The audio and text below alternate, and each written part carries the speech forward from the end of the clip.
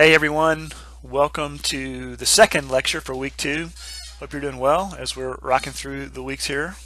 Come to the end of week 2. We're going to pick up in some ways where we left off last time. We talked about a theological framework for shaping missional outreach, and particularly we referenced missional outreach to adolescents. And earlier in the week, it was rooted in the grand mission of God. We're going to take that idea and then we're going to go down even to a deeper level. So this time we're going to look at the theological framework of shaping missional outreach rooted in an understanding of the image of God. We're looking at this big overall narrative, the grand mission of God, but we're going to zero in on this part right here, the part in creation. This is really the doctrine of creation, more specifically the fact that human beings were created in the image of God. And we're going to unpack these three dynamics that you see on there. So we established in the very beginning the initial trajectory that we're on right here is shaped by the fact that we're created. And this is in Genesis 1. It's also unpacked to a different degree in Genesis 2, but we've read it before. We read it last time, that we're created in the image of God. And there are a couple of implications that we said about that. One of those is that it means that we have relationality. We have the capacity to relate to God. I'll show you a visual picture of that in just a second. But I also said that we have responsibility. I don't mean like responsibility, like we're really good at following through on tasks. I mean more like we have the ability to respond to God. And all that really can be summarized in this sense right here. Every adolescent, for sure, and certainly most every human being who's paying attention would be able to resonate with this question. Don't you know in your bones, deep down inside of you, you were made for more and not less? Everybody believes somehow or another, yes, I was made for more, and our actions bear it out. We don't wake up in the morning and try to be less. Somehow or another, we either have hope or we live out with a hope that we'll have more because we know we were made for it. Visual depiction here. Like the moon over water, reflected into the water, we're made to reflect God's image. There's this relationship between the source of the image and the water. We don't own the image. It's not ours. There's a relationship between the two.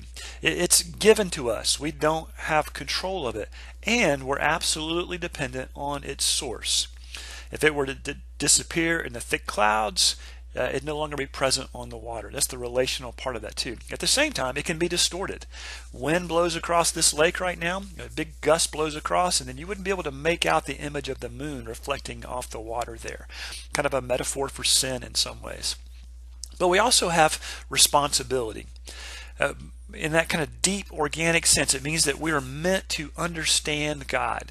We can understand his language, so to speak. And I'm talking about those in the faith or outside the faith too. And let me make sure we're clear about this. Theologically, I make no bones about this. The image of God in us is damaged irreparably. It is grossly distorted, and it traps us in a trajectory towards dehumanization. But still, even John Calvin said there's a little flicker of inside of the image of God alive in us. And this little flicker at its lowest level still has this ability to respond to the voice of God in the world. Colossians tells us that Jesus is presently holding all things together. In Acts 17, Paul quotes a Greek poet and says, I affirm this, that in him, meaning God, we live and move and have our being. That's in the present tense, we do. So in the current day, N.T. Wright, in a really wonderful book, Simply Christian, says that we just hear the echoes of a voice of God. It's present in his creation. It's there. We have this capacity to hear it. We need more than that, but we do. And every person, particularly adolescents, have the ability to respond to that voice. So what I've got right here is this kind of triangular interaction between these three elements of being created in the image of God. I'll call these the three dynamics of being created in the image of God. And they're on the handout that I gave you. On the top part of that handout, it has the grand mission of God, or that grand narrative, and then over in the bottom corner there is this kind of small version of what you see right in front of you here. So if you don't have that handout, it'd be great to grab one of those or print it out right now and take a look at. So really, we're going to focus on the fact that we are created in the image of God in this dynamic sense. And these three elements to the image of God were meant to be lived out. And these are just distinctions or distinct parts of what it means to be human as a result of being made in the image of God. I started out with these in the context of creation last week because I believe that this understanding is foundational for us if we are to do missional ministry. Ministry that sees God in the world as, or God's work in the world as redemptive, and evangelism or salvation as the act of inviting others through the work of Jesus on the cross by the power of the Holy Spirit to be freed from, remember that, freedom from the enslaving and dehumanizing effects of sin, and to be freed to, and that's the other part of that, the one that we're not also good at, or not often very good at mapping out for people, be freed to join in with God's redemptive work in the world according to that renewed trajectory of shalom, of life the way it was meant to be. So really, in order to do that, that's why I'm zeroing in on the image of God concepts. These are the things that we were meant to do. And then as we talk about them, as we understand them, then we begin to invite others to join in with us as we do them in our missional community. They'll resonate with human beings. This is my contention. They'll resonate with them because these are the things at the deepest level, at the core of who they are, that they were already meant to do. This is what they were made for. This is the stirring in them that bears witness to the awareness they have. I was made for more, not less. And it bears witness to the fact that they're created in the image of God. So that's why we're zeroing in on all these. So what I'm going to do is I'm going to spend time on each one of these. We're just going to take one at a time and go into greater detail on these three. And at the end of each one that I do a little explanation of, I'm going to give you a little visual picture of what I'm talking about, the distorted version of these and the way life is meant to be with these. I want to see what you feel about these as I try to paint it in words and pictures. So we'll do a little bit of dialogue. Well, it's monologue really. I'm talking to you, but we'll do a little bit of explanation, and then I'll give you a little visual representation of what I'm talking about. So let's start at worship. We were made for worship, but we said before, I said briefly last week, that it's really better understood as allegiance. God created human beings in the garden. He created them and established himself in Genesis 2 as the creator. And then he was the provider. Here's all the expanse of the garden that you can have, and here's the fruits of the trees that you can have. But just stay away from this one tree right here. So he's the creator, he's the provider, he's also the prohibitor. He just puts a little bit of boundary lines around what they can and can't do. And we are built with this impulse to worship whatever is all three. Now, if we do that, then we live in harmony with God, and we have this powerful sense of our worth. It's the avenue to discovering this intrinsic worth that we take possession of, that fills us. The problem is, as you know, as sin is entered into our story, that impulse has been distorted or redirected. So now it's oriented towards idolatry. We're constantly giving ourselves to lesser things. And see, the thing about the impulse to worship or the impulse of allegiance, it's not that, oh, this is just what religious people do. It's what everyone does. Everyone has this deeply embedded impulse to give ourselves to something bigger or outside of us that will tell us who we are or what our worth is. And idolatry is simply that. It's just our effort to find some sort of meaning or worth in something outside of us. But when we choose something lesser than God, it turns out that we actually become less. So here's what Jeremiah says in Jeremiah 2:11. He asked, this is God speaking through Jeremiah, this rhetorical question: has a nation ever changed its gods? Yet they're not gods at all. But my people have exchanged their glory for worthless idols. And I put in these parentheses here, these explanations, because this is really a juxtaposition. God is saying, my people have exchanged their glory Hebrew word kabod, which means heavy or weighty. And they've exchanged them for worthless idols. In Hebrew, hebel, vain, worthless, or empty. Hebel is closely related to the Hebrew word for vapor or for cloud. Excuse me. In other words, when we exchange our glory, that which we were made for, that the glory that would fill us in right relationship to God, that would give us this immovable, substantial sense of worth, we do have that knowledge and possession of that worth. But when we exchange that for anything less that we have fixed our loyalty to, we become worth less. Psalm 115 spells it out this way.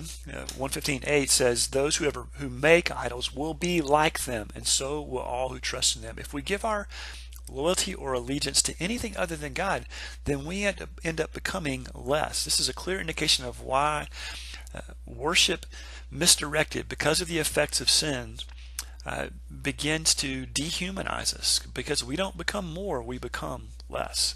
And there are many examples probably we can think of about this. We can think of the ways that we give ourselves to material things, to certain possessions that carry an amount of status with them. So a lot of our technology is that way. What kind of computer we have, what kind of phone we have. Certainly brands. Branding is a huge thing too. Brands that communicate something about us, whether it's in our clothing or in our car that we drive. There's all kinds of attachments that we have to those things in the hopes that it will give us a sense of worth. It will tell us who we are. The reality is that they always promise, but they never ever are able to deliver. They promise so convincingly. No, if you just buy the next phone, it really will give you this long-lasting sense of worth that you're really looking for, a kind of status that really says you have the best, you have what everyone else has. It's really kind of cool, but it never ever delivers. Plenty of examples we can think of that. What we have to do is cultivate a life of allegiance to God, trusting that He will be the one who fills us, the one who gives us that deep sense of worth that we're longing for. This is what Jürgen Moltmann says about worship. Moltmann is a German theologian, and he says, "The closer we come to the cross of Christ in true worship, giving ourselves in allegiance to Him, the closer we come to one another." Isn't that amazing? Think about this. How many times have you entered a room or a situation where you just found yourself, whether you were okay with this or not, but find yourself just kind of casually comparing yourself? Do I match up? Do I measure up? Am I dressed okay? Do I act the right way? Do I feel more secure in myself than everyone else feels secure in themselves? This kind of thing happens in a dynamic when we are in a crowd of people. But imagine a life where we've cultivated the habit of allegiance and worship of God so that we are from the inside out filled with this kind of intrinsic worth, so that we gather together with other people. That impulse to compare ourselves or to see if we measured up would disappear. And then we're able to truly come closer to one another. That's kind of the fruit of worship properly aligned. And that's the kind of thing that we're talking about. We'll certainly talk about that in more detail as we go, but I want you to get the idea. There's no neutral ground. Either we're going to give our allegiance to God, which will lead us to worth, or we're going to give it to something less, some sort of idol, and that will make us. So let me try to paint this picture for you with some pictures and some words. I just want you to listen and watch as this unfolds, and I want you to take note of how you feel as you see the images on the screen and you hear the words that I'm talking about. What if the worship we talked about in Christianity, or even in our own loyalties from day to day, weren't just a sideshow of various sorts? Something we do from time to time while the rest of our lives go on, trapped in this cycle of giving ourselves to things that make us less, things that twist us into something we were never meant to be. Don't you know in your bones you were made for more and not less? If we're honest, even the best we've got always fails to deliver, always comes up short. But what do you do? What's your alternative? How are you going to know what you're worth? You see, you're going to give yourself to something, whether you like it or not. You can't not give yourself to something. So what if it was for real? What if there was something that would make you come alive? Another kind of loyalty, a broader, richer way of understanding worship. It's another way of life. We might even call it the shalom sort of life. You see, what if it was this mysterious life? It didn't have all the answers all the time. It didn't travel in certainty all the time, so it wasn't arrogant. Maybe it judged a little less, but it certainly loved more. And it stopped you in your tracks, and it took your breath away, and was somehow always able to speak to you deep down and say, "You matter to me. You belong to me. You are of such great worth to me." Would you give yourself to it? See, this is just a little snapshot of life the way it was meant to be, shaped by worship, allegiance that is fixed on God. And this is what you were made for.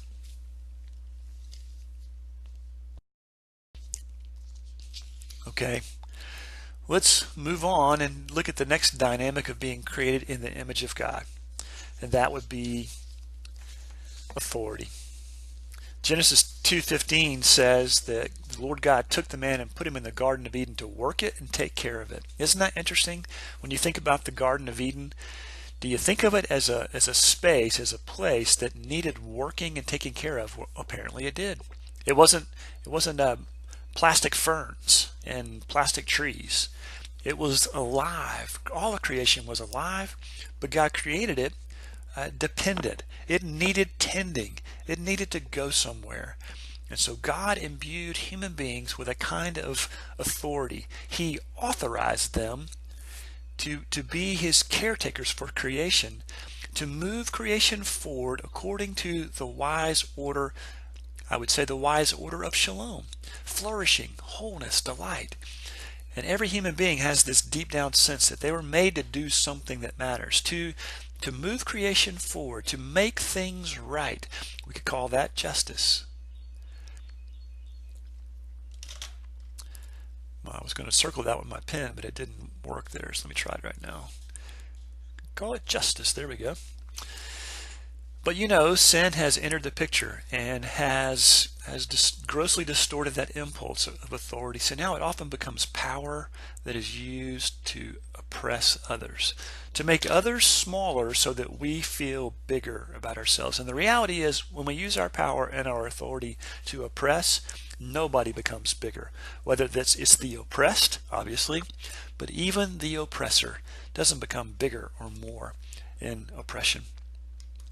There are a lot of misuses of our power in our world today, what we call oppression, on these larger scales, things like the sex slave trade, maybe a little closer to home, racism and classism, making distinctions between classes of people. Certainly poverty is oppressive wherever we find it. Maybe even a little more personal level, though, we might find that there are just times where we are, whether we like it or not, we judge people who are different than we are. And then there may be even on more subtle times where we inadvertently exclude other people from the circles that we're a part of. And maybe we don't mean to, but we're not thinking as stewards of creation towards flourishing and wholeness and delight and taking the effort and energy to be more inclusive. And then it can be ultimately as simple as just the sarcasm or the humor that we use at the expense of others. And when I think about youth ministry, I think oftentimes those of us in youth ministry, in an effort just to be entertaining, can resort to sarcasm or humor. Or I think about going to a high school and watching a group of boys gather around a table and how brutal their sarcasm can be at the expense of one another there too. Those are ways that we can use our power to be disruptive and oppressive in the lives of other people. What about using our power in the way that God would intend us to use it, acts that make things right in the world?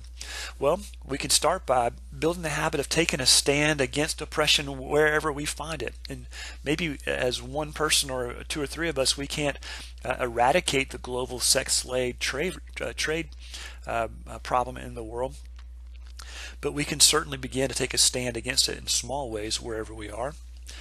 We can also take a stand against any form of oppression wherever we see it. And there's certainly opportunities where we can begin to take a stand, use the authority in us to do that.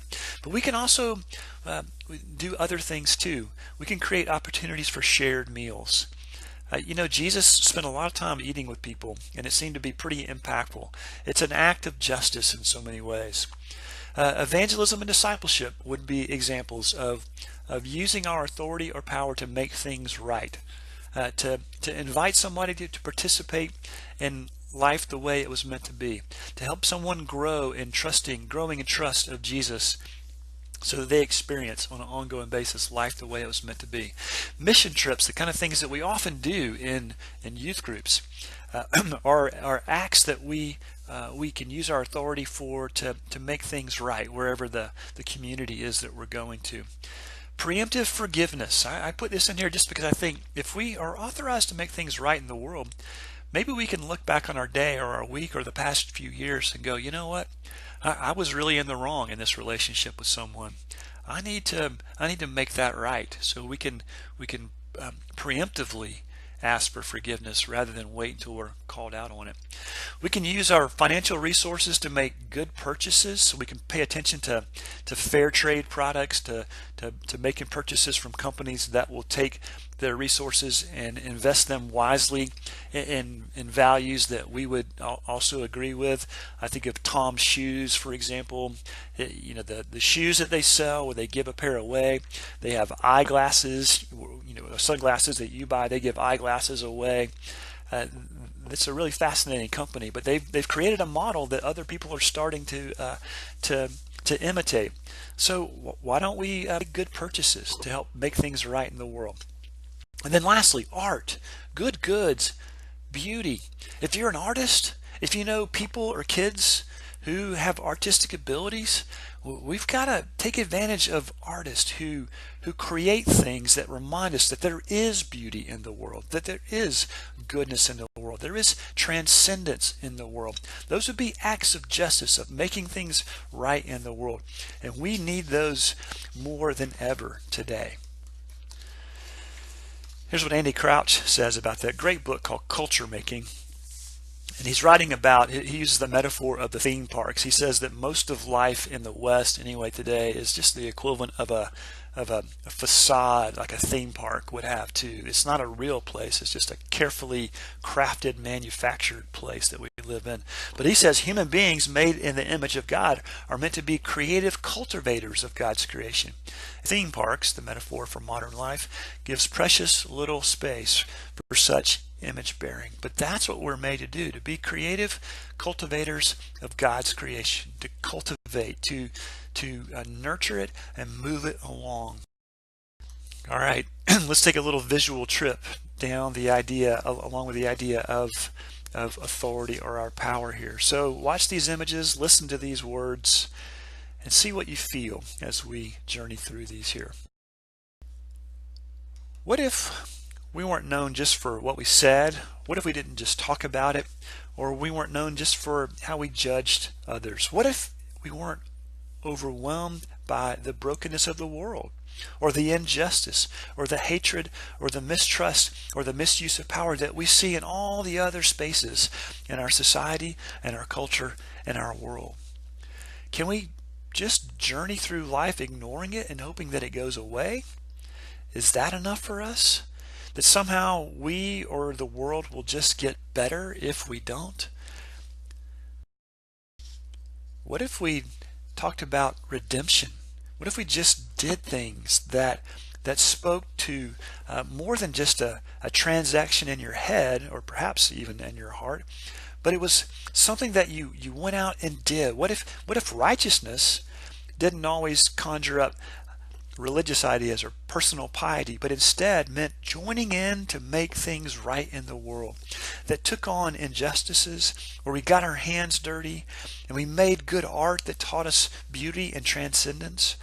What if there was someone who believed in you, that you had a voice, that you could make a difference, that took you seriously and walked with you into that sort of change? Wouldn't you be drawn in to life that way?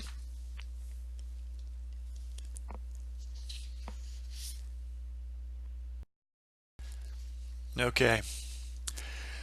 Let's take a look now at completing relationships. I know that here it says complementary relationship. It's the same kind of idea, complementary, the completing version of that word right there. Here's what I mean by completing relationships. This is what we were made for. We were made back in the beginning, Genesis 2. We were made for relationships that generate dignity. When God put human beings in the garden to work it and to move it forward, it wasn't just a solo act by one human being. It was going to take a community of people to do that, and God knew it. So he started by establishing a relationship between Adam and Eve. Now, this is not the establishment of marriage, although marriage does come from this, but this is much more about establishing human relationships and human relationships that generate dignity. For whatever reason, in God's wisdom, he decided that a certain dimension of what it means to be human and a certain dimension of human dignity would come through the relationships with other people. Certainly those things come through in relationship to God. And rightly oriented in a relationship with God is a prerequisite to relationships that are rightly oriented among humans that give us a sense of dignity. But I want to unpack this a little bit for you so we can see this in this broader sense, why this is so important for us, what it means to have relationships that are oriented towards completing or towards dignity. Because as you know, the dominant narrative in our culture today is that relationships are primarily meant to be about exploitation. And no one typically says it quite that directly.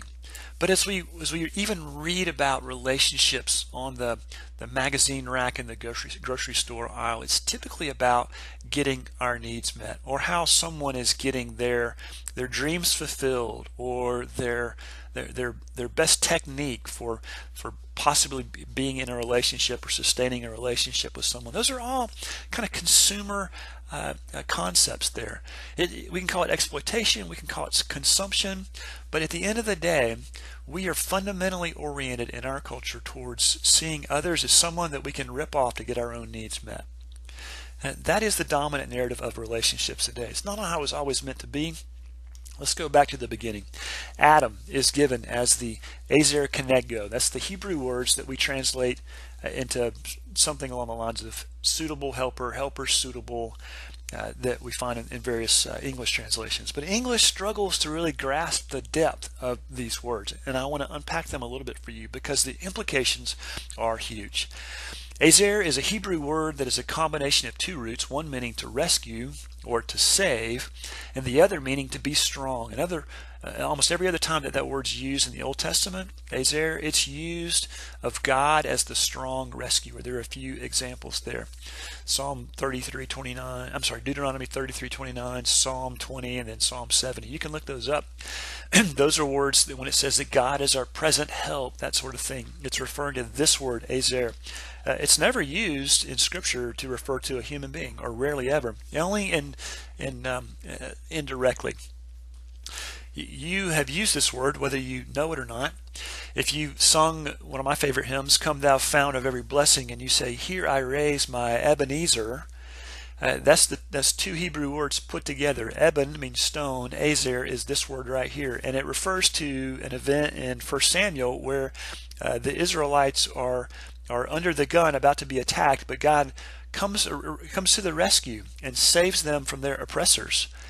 And Samuel says, we're going to stack up some stones right here to remind us of where God helped us. This will be our Ebenezer, our Ebenezer. So again, this is the word that means rescuer. So I labor this point here because oftentimes when we hear this word in English, a suitable helper or a helper suitable, we tend to think of this as a subordinate word, meaning that it's someone who's not equal to, or even perhaps in some ways more powerful than.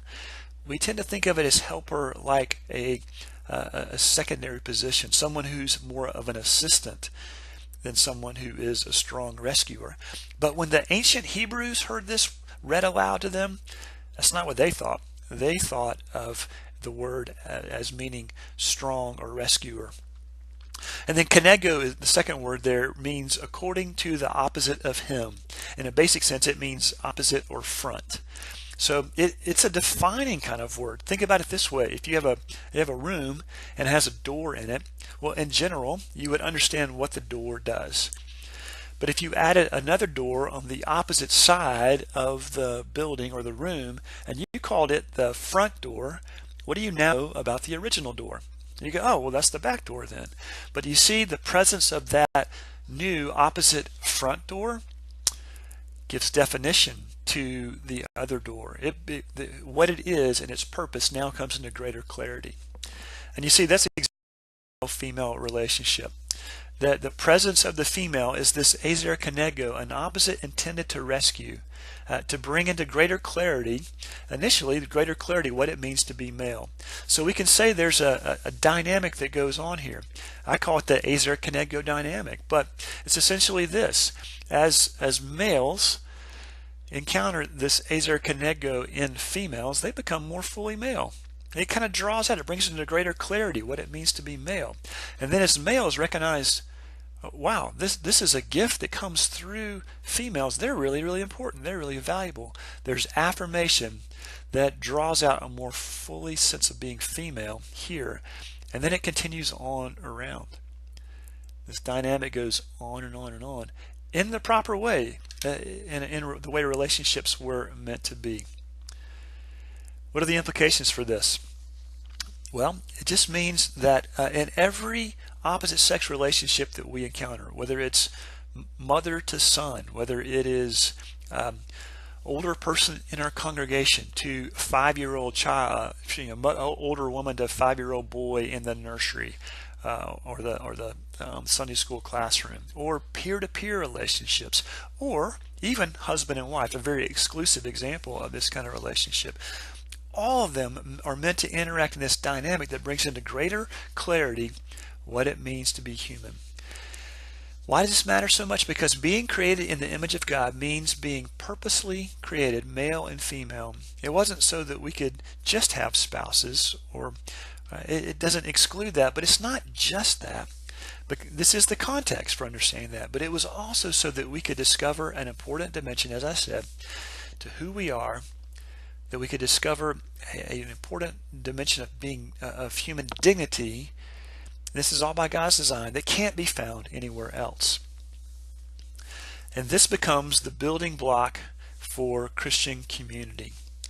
If we can get these relationships right, then we can begin to have community that lives out all of our relationships in such a way that they're characterized by generating dignity. So a quote from Henry Nouwen in the book Finding My Way Home: Christian community is the place where we keep the flame of hope alive among us and take it seriously so that it can grow and become stronger in us.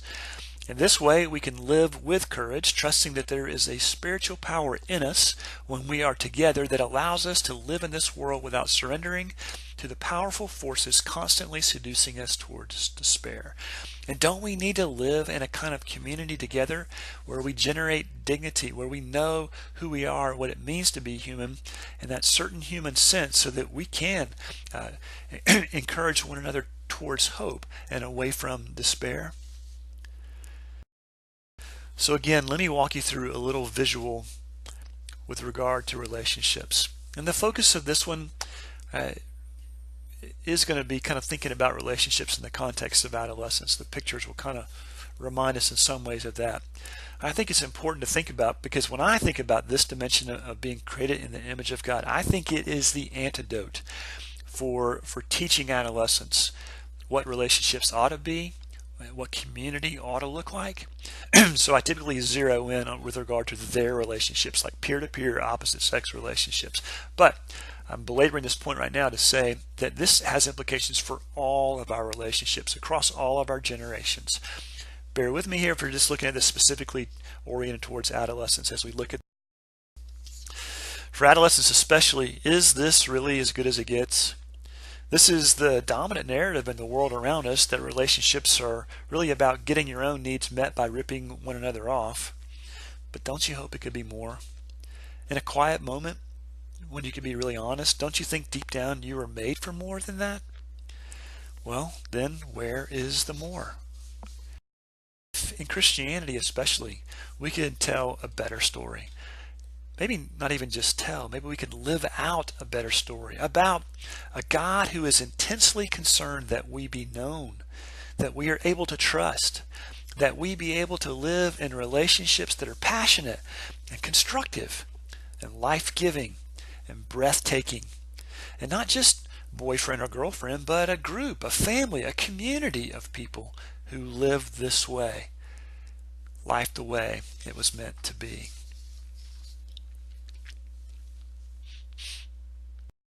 Well, this is a lot of effort here to unpack these three dynamics of being created in the image of God: complementary relationships, completing relationships, authority or power, and worship or allegiance. And again, just to be clear, I'm pulling these right here, this grand narrative of God. We're focusing right here on these three because these have implications. We're meant to do these things, and this is the trajectory we were made for, and it was meant to go somewhere.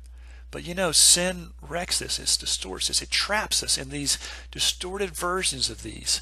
But we're still made for these things.